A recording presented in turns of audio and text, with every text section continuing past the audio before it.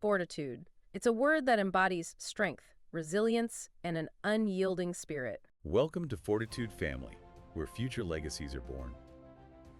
Today we are taking a deep dive into a book that can really help, I think, all of us build stronger families, no matter what stage of life we're in. Absolutely. And it's called The 7 Habits of Highly Effective Families.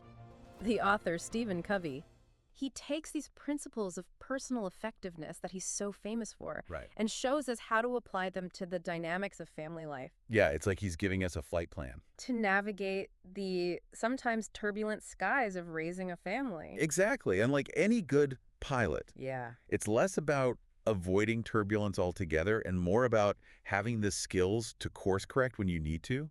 Okay, so let's jump right in. Habit number 1 Okay. is be proactive. Now, I'll admit, when I first saw this, I thought, Yeah. well, isn't that obvious? Yeah. But then I realized so much of family life Uh-huh. is reacting, isn't it? It is. To kids' demands, to schedules, to all the little fires that pop up. That's precisely what Covey challenges us to change. Okay. He reminds us that we, as humans, Yeah. have unique gifts. Okay. Self-awareness, conscience, imagination, and independent. Will that allow us to be proactive? So it's more than just Choose our response rather than just react. not just being busy, but like choosing how we respond to all that busyness. Yes, you got it. Okay, that reminds me of the story in the book about the single mom Oh, yes. who was feeling totally overwhelmed by her family life. She was drowning, Yeah. but And she then- turned it around. So how did she do that? Because those are big concepts. They are big concepts, but Like, how did she magically become a calmer, more patient mom? it wasn't magic, but it was powerful. She started by becoming aware of her own negative patterns. That's the self-awareness. Okay. Then she thought about the kind of mother she wanted to be. That's her conscience guiding her. Right. She used her imagination to picture a calmer, happier family life. Got it. And finally, her independent will kicked in, and she made the conscious choice to break free from her reactive habits. So it's like she had a plan, and then those 4 gifts became her tools. Precisely. I like that.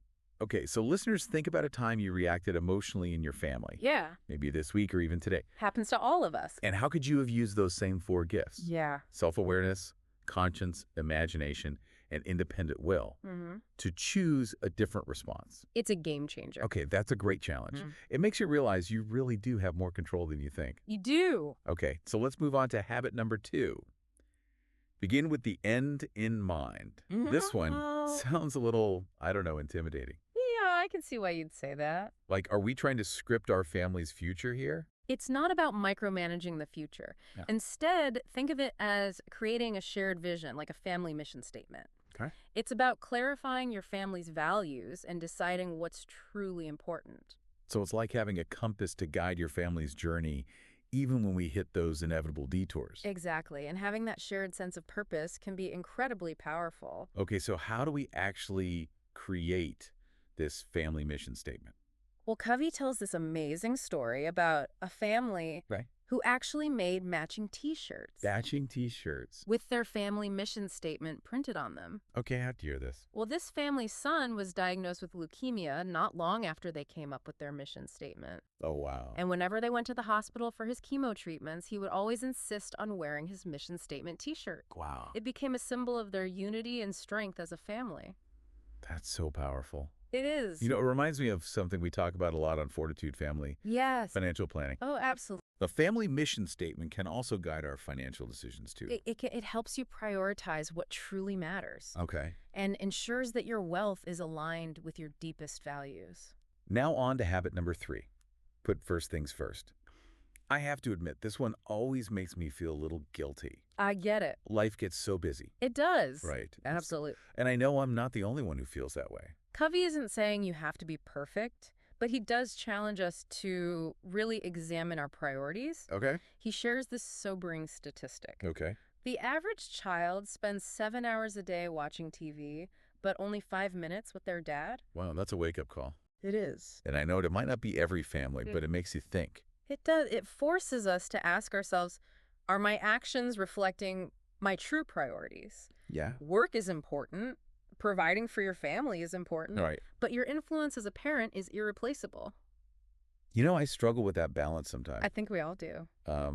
I want to build a successful business, but I also want to be present for my kids. Right. So how do you find that balance in your own life? Well, Covey's advice really resonated with me. Schedule family time just like you'd schedule an important business meeting. Oh, Make it non-negotiable. oh, it's good. Treat it with the same level of commitment you would a client meeting or a project deadline. It's about being intentional with your time. That's such a practical tip. It It's is. so easy to let family time get squeezed out It is. by all those other commitments. But if it's on the calendar, Yeah, it's much more likely to happen. exactly. And remember, those shared experiences, even small ones, Yeah. are what build strong family bonds. Okay, so we've talked about being proactive, creating a shared vision, and prioritizing what matters most. And let's face it, even in the most loving families, Oh, yeah. there's going to be conflict. Absolutely. And that brings us to habit 4. Think win-win. Now, I'll be honest, sometimes when I hear win-win, I think, Ah. that's just fluffy, feel-good stuff. Yeah. But Covey really dives deep into what it actually means. He emphasizes that it's not about compromise, Okay.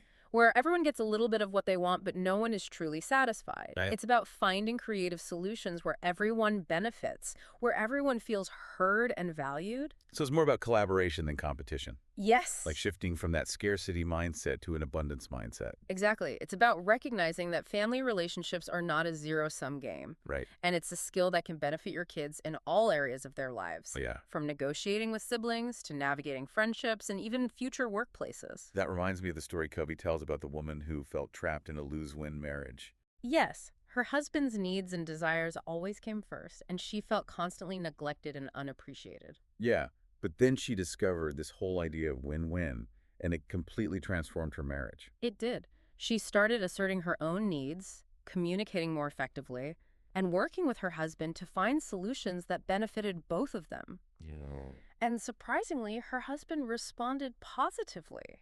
Really? Their relationship actually improved because they both felt heard and respected. That's so encouraging because it shows that even in seemingly impossible situations, a shift in mindset can make a huge difference. It can. And it ties back to what we're all about here on Fortitude Family, building a strong foundation for the future. Absolutely. When you think win-win, you're not just creating a more harmonious family life. Right. You're also modeling healthy relationship patterns for your children. You're Right. teaching them how to negotiate, communicate effectively, and collaborate to achieve shared goals. These are valuable life skills They are. that will serve them well beyond the family unit. Speaking of communication, let's dive into habit 5, which is all about Seeking first to understand, then to be understood. I struggle with this one. I think we all do. It's so easy to get caught up in my own head and assumptions. It is. So how can I actually become a better listener, especially with my family? That's such a great question. And you've hit on something so important because at the heart of most family pain is misunderstanding. Yeah. Covey calls empathic listening the key to unlocking deeper connections, and it starts with truly wanting to understand the other person's perspective. So it's about going beyond just hearing the words, but really trying to grasp what the other person is feeling and why. Exactly. Covey shares a personal story about this. Okay. He talks about living in Hawaii and having this aha moment where he realized he wasn't truly listening to his wife. Oh, He was so focused on problem solving and giving advice that he wasn't really understanding her perspective. that's so relatable. It is. We all want to fix things, Yeah. especially for the people we love. Right. But sometimes just listening is the most powerful thing we can do. It is. And a practical tip Covey gives is to practice reflecting back what the other person is saying. It's like holding up a mirror to their words and feelings so they know they're truly being heard. Okay, so we've covered a lot of ground. We have. Being proactive, having a shared vision, prioritizing family, seeking win-win solutions, and truly listening. Now things are starting to get really exciting because habit 6 is where the magic happens. Yes, habit 6 is synergize. Okay. This is about creating solutions that are better than anyone could come up with on their own. I love that idea. But how do we actually make synergy happen in our families? It Uh, sounds a bit like, I don't know, a corporate buzzword. It's definitely more than just a buzzword. Remember those first 5 habits we talked about? Yeah. Synergy actually flows from them. It builds on win-win thinking and empathic listening. Yeah. It's about valuing differences, respecting diverse perspectives, and combining strengths to create something truly innovative and remarkable. So it's like taking the best of everyone's ideas and talents and putting them together to create something even greater. Exactly. Covey uses the analogy of 1 plus 1 equaling 3 or even more. I like that. And he tells this heartwarming story about two brothers Oh, who were constantly clashing, especially during a family vacation. oh yeah. They were stuck in close quarters and their differences were driving them crazy. I can relate to that sibling rivalry. So, how did they go from clashing to collaborating? Yeah. Their wise mom stepped in and facilitated a conversation.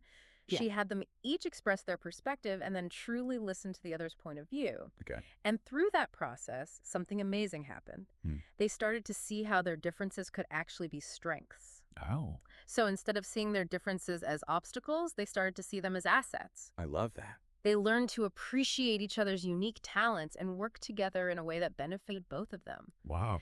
Their conflict actually transformed into collaboration, and their relationship became stronger as a result. I like that a lot. That's a great example of how synergy can play out in families. I'm also thinking about how this applies to Fortitude Family and our focus on financial planning. Absolutely. Like, how can we... Involving family members in financial decisions, even from a young age, allows you to tap into their collective wisdom. Right. It's about creating a culture of financial transparency and collaboration where everyone feels empowered to contribute their unique perspectives. That's a great point. It's about building a financial plan that truly reflects the needs and aspirations of everyone in the family. Exactly. And it can even help strengthen those family bonds. It can. Okay, we're on to the final habit in this part. Habit 7. Sharpen the saw. Ooh, I love this one. It uses such a vivid analogy. It does. Covey uses the image of a saw that needs regular sharpening to stay effective, Right. and he applies it to ourselves, reminding us that we need to renew ourselves in all areas of life, physically, socially, mentally, and spiritually, to be the best versions of ourselves for families. I've definitely felt the effects of a dull saw, so to speak. We all have. When I'm exhausted and running on empty, I'm not the best parent or partner. You're not alone. But when I take time for self-care, I can show up with more energy and patience. Exactly. And it's not selfish to prioritize self-care. Okay. It's actually essential for being able to give your best to your family. So what are some practical ways we can sharpen the saw? Well, Covey suggests creating family traditions that nurture each of those areas. Think family dinners for social connection, vacations for physical and mental renewal service projects for spiritual growth, and so on. Okay. These traditions provide a framework for ongoing renewal and help create a family culture that values self-care and well-being. Those are great examples, but sometimes even small, consistent actions can make a big difference. They can. Right. Like taking a walk in nature, Yeah. reading a good book, Yeah. spending a few minutes in quiet meditation. Those are great. Those little things. Absolutely. And the key is to make it a priority. Okay. It's like you schedule those family meetings, schedule time for yourself. Put it on the calendar. Because when you invest in your own well-being, you're also investing in the well-being of your family. Great point. So listeners, we've covered the first 7 habits. Yeah. And what I love is that Covey gives us this bonus principle. Stephen Covey emphasizes the importance of family traditions as repeating patterns of family renewal. Traditions are so much more than just fun activities. They're rituals that create a sense of belonging, strengthen family bonds, and reinforce those shared values we talked about. And we talk a lot about building a strong financial foundation on Fortitude Family, but traditions are like the foundation of a strong family culture, right? I like that analogy a lot. They provide a sense of stability and continuity. Exactly, and they don't have to be elaborate or expensive. No. Even simple things like weekly family dinners, a special bedtime story routine, or an annual camping trip can become cherished traditions. One of the examples from the book that really stuck with me was the story of the family who held regular family councils. Oh, yes. Those counselors became a time for them to come together, discuss important issues, make decisions, and even just connect and enjoy each other's company.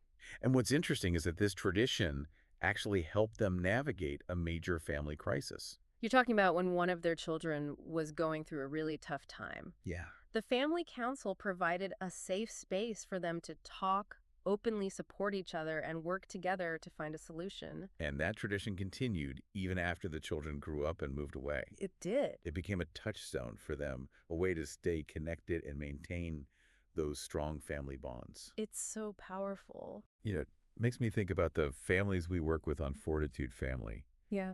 Many of them are thinking about legacy planning.